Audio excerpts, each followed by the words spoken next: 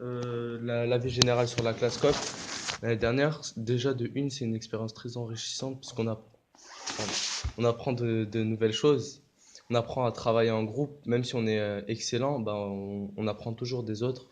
Ça permet d'enlever un peu d'égoïsme et de renforcer la cohésion de groupe. Au début de l'année, il y avait beaucoup de personnes dans la classe qui étaient sceptiques. Moi, j'avais déjà fait ça en CM2, cette classe coopérative. Là, on a poussé le concept plus loin, parce que c'était toute l'année sur toutes les matières, presque, ouais, non, sur toutes les matières. Euh, En fait, même si des élèves euh, sont, on va dire, très faibles dans certaines matières, tous les élèves ont des compétences et des choses qui vont apporter aux autres élèves, quel que soit leur niveau.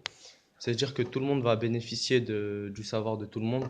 Par exemple, des méthodes de travail ou de la culture générale, des connaissances.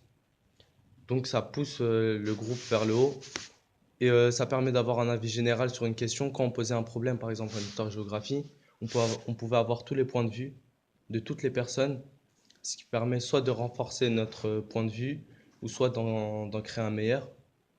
Et c'est toujours mieux d'être plusieurs. Ça enlève un peu de l'autonomie, mais ça apporte beaucoup de choses. Euh, C'est-à-dire que parfois on a envie de travailler un peu tout seul, mais travailler en groupe c'est toujours mieux. Voilà. Ça dépend du moment. Des fois on aimerait bien avoir l'avis des autres, ou juste être en groupe, bah ça nous rassure, parce que on peut avoir l'avis de tout le monde et être aidé par tout le monde sans être jugé, sans avoir la peur d'être jugé par le professeur, dire que lui il a des lacunes dans cette matière ou dans cette matière. Bah, un autre aspect positif de la classe COP, c'est que des élèves qui sont parfois timides, qui n'osent pas demander de l'aide au professeur, bah, un élève va directement remarquer qu'il n'avance pas au même rythme, que le professeur il a plus de 20 élèves à gérer, 30 parfois, alors que dans un petit groupe de 4 ou 3, bah, c'est plus facile de remarquer les difficultés de chacun.